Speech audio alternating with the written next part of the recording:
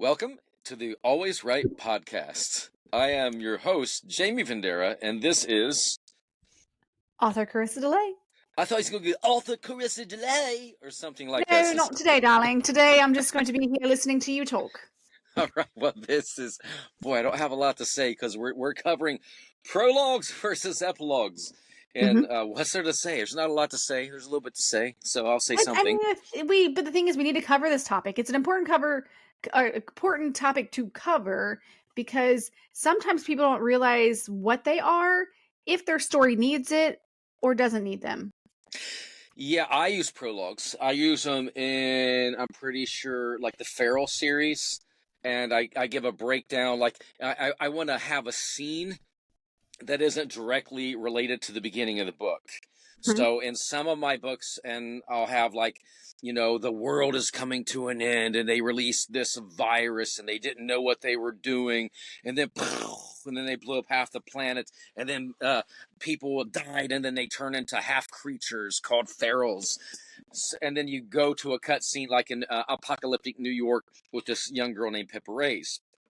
I did that because I think if you're starting a new book series and you have all these ideas, you've built this world, sometimes it doesn't make sense to hop right into what you see as that opening scene.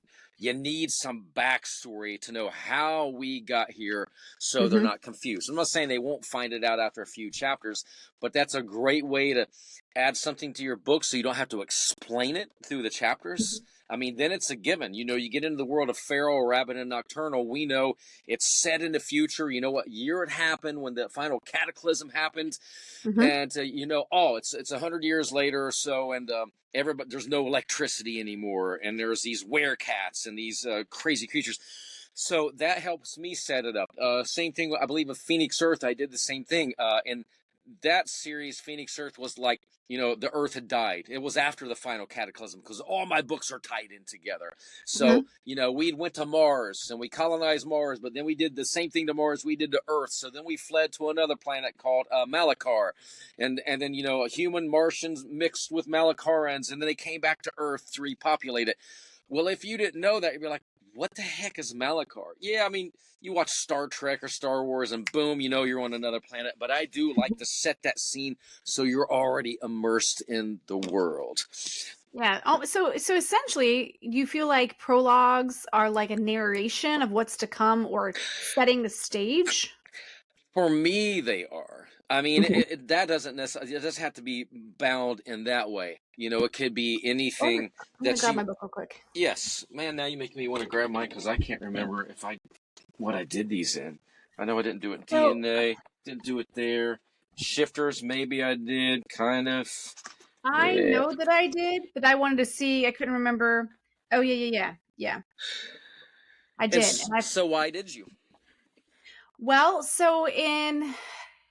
it's interesting is because my prologue in Crystal Gate, I'm setting a stage for something that happens, a very small piece of the story, okay? But doesn't really get tied up until the second book. It's like, so I wrote this, I'm telling you about this guy, George, who's sitting at the front entrance of like a truck stop and he's watching a waitress. And then you kind of see these things happening. And, but then you don't realize he's watching this person to victimize this person. But then you see, I have some italicized things. There's an entity that's whispering into his ear to make him do these dark things. So you're seeing the process of him being guided through evil to do these things and making decisions based on whether or not he wants to follow through. And then it completely switches to chapter 1 and it's a total different character. And a definite different setting. And so I did that. And then I wrote the epilogue because this was a series. Because I finished out the chapter with what happens in Crystal Gate, like literally leaving my people with a cliffhanger. So then I did my epilogue where you kind of see whatever happened at the very end. You kind of see a little picture of what's to come in the next book. No, and I love that. Like, if you're going to do a series, I love prologue, epilogue. You don't always have to have them, but they're a great way to build anticipation. So if you've hooked a reader and you have a prologue, and maybe you don't even mention that anymore in that book, and then you have an epilogue, like what's to come, you're left with two things, like what the heck, what was that beginning about? There was nothing ever else mentioned in that. Or Mhm. it's like mine, it's a given, you understand that's the world they're in, so it can Right. be an over foreshadowing or leave you with questions. So then you're like, Mhm. oh, I need another one of those books. You got to get me another book out. So yes, I don't really use epilogues a lot. I can see why they're really important. But I could see if I'm using an epilogue, it would kind of be like, well, I said this earlier before we started this, and it really isn't an epilogue, but like if you want to resolve, maybe you're at the end of the book, you're not going to write a series, or at the end of the series, and you're like, I want to resolve this so people know everything, how it turned out. So I Mhm. think about Harry Potter, all those movies and all the horror and fighting, he should not be named.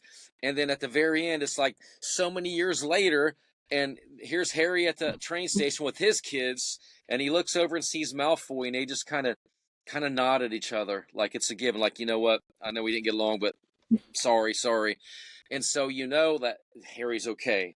He got Mhm. married, they had children. So Right. you got to look at what's going to feed your reader to let you get the point across. And then again, it can also save you from like really diving in and have to write 5 chapters to explain something. I didn't want to Right. write 5 chapters in Farrell explaining, oh, this is what happened to the world. So I just said, this is what's going on, this happened in this year, and blah blah blah blah blah, and bam, we're set for the scene. Well, I was like, while you were talking, I was definitely listening, but at the same time, I went and grabbed my books because in Crystal Gate, I did the prologue, set that little scene. The scene was basically to set the the conversation of the whispering that happens throughout the entire book. So the whispering is a thing, a theme. But George is not. George is a very small part of the book, in very like subtertiary, like not even that big of a deal. Like it's kind of just setting how I'm writing with the whispering type stuff, the hearing of the voices. Like this is how this is going to kind of go through. You're going to see the evil working in their mind. Um and then at the end I had an epilogue for Crystal Gate. So I was wondering, like, did I write an epilogue for uh for Rivers, because I could pick it up if I wanted to. Like I've said that. We However, talked about this. Yep. yes. Yeah. So in For Rivers, what I did was a prologue. Um, and this prologue is kind of like another scene, and you see like things happening, and you see one of the characters walking somewhere, and you're like, what is happening? But I wrote a conclusion instead of an epilogue at the end of this one. But you So I left it kind of open ended, so we could.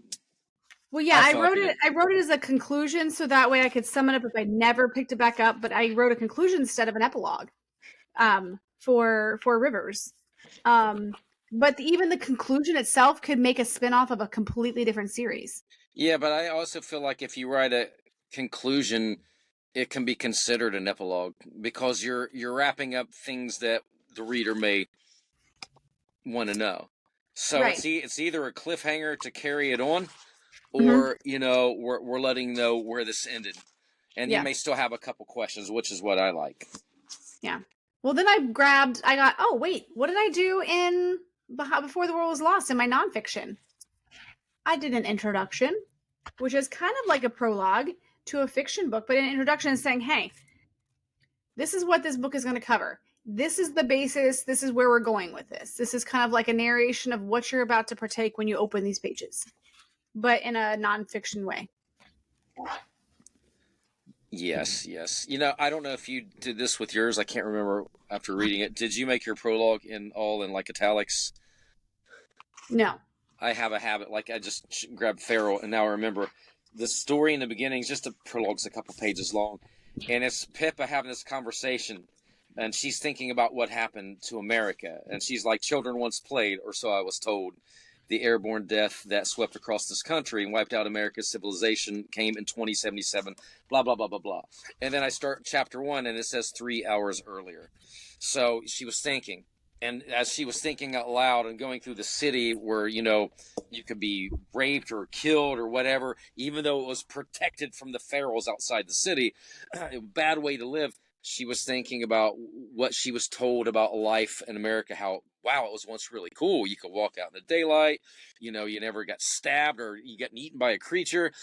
So I love that type of stuff, but I always have to do it in italics. So if it feels like, to me, I don't know, it just feels kind of mystified. Like, ooh, what Mhm. is this? Yeah, yeah, and so that's a literally kind of like the way you use your fonts.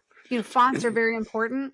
There's a comic that shows this, how fonts are important. Like if they wrote the Declaration in like Comic Sans, like you wouldn't take it serious. Like font is everything. So even when you're italicizing something, you know it's not like it's a difference in what you're normally writing. Even when you do like, so when I'm writing and I have like, I'm trying to show a text message, I indent over, like I kind of move over, tab over with my writing and make it a little smaller, and it's more like inset from the other stuff. Yeah, we do that. I do that in the similar impress books, especially like if I'm, how you got all your storyboards going on, just like we talked about in other podcasts. So if I'm switching gears and going to another character, another part of the story, I may double space and indent. So they're like, oh, Yeah, a whole new story arc right here developing. right. Well, and so ironically, I do not have a prologue for Canvas. Hmm. Do you want to know why? Yes, I do. Because I had a couple people who read that say, "Oh, I never read the prologue." Why would you not read the prologue? They're like, "Well, I just go to chapter 1." I'm like, "But there's so much information in the prologue, like that may help you with the story." And they're like, "Yeah, I just recover it." No, I get it because it's so funny. I meant to say a minute ago, I was like, I like italics for that reason. Because most people are like, I don't need to know this crap, and they move on. I'm like, why would you Why skip would you a skip that part of part? the You may story?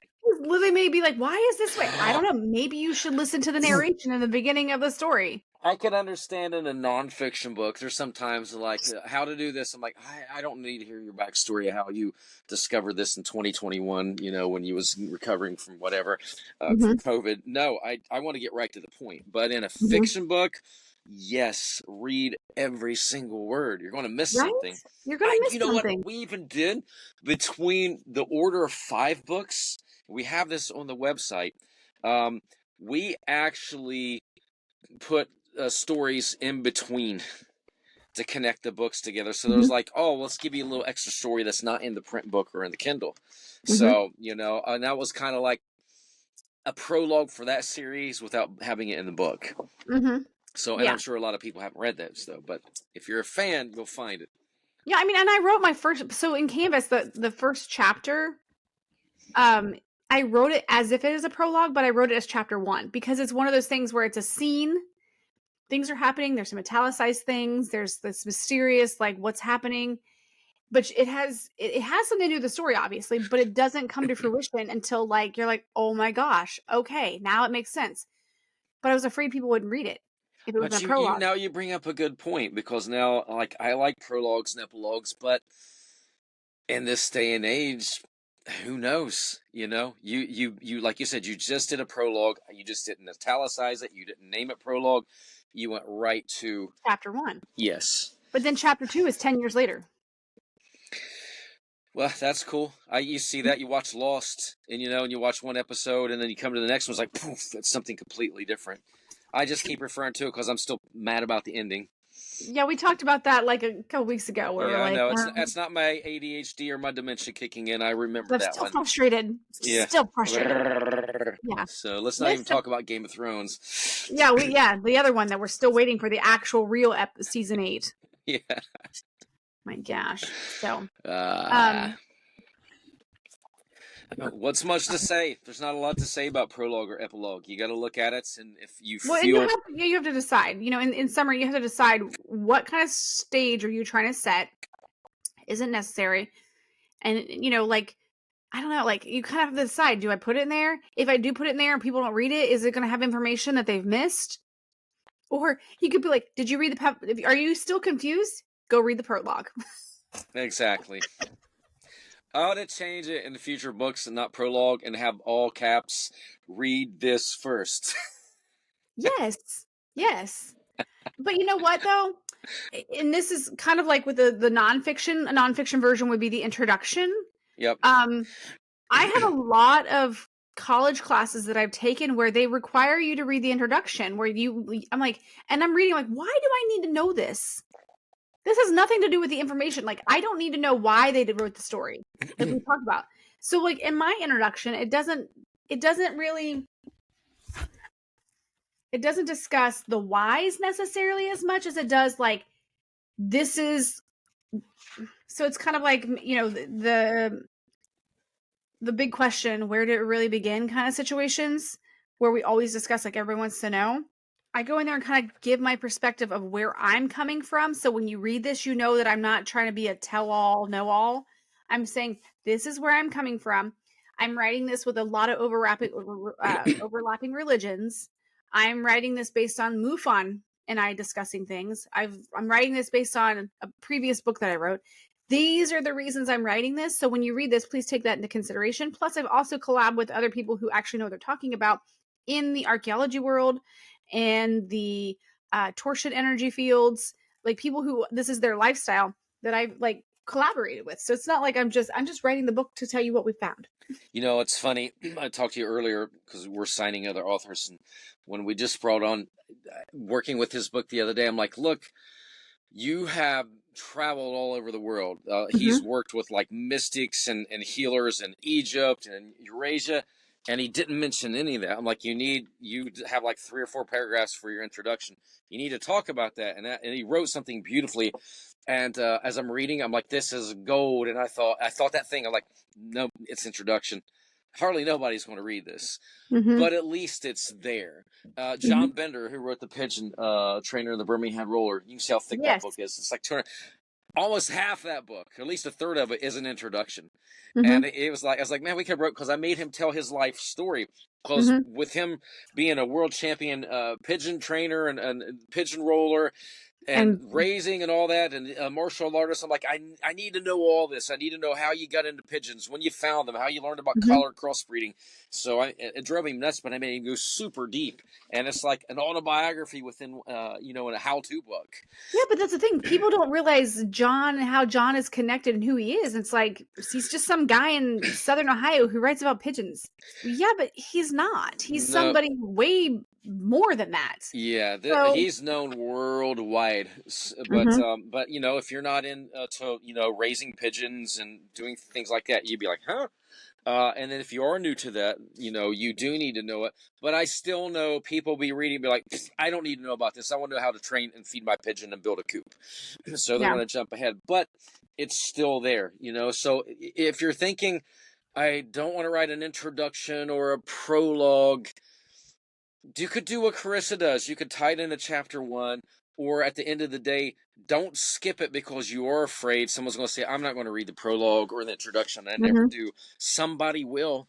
So, you know what? And if it's a fiction book and they have questions like, oh my God, I don't understand why they're in the future.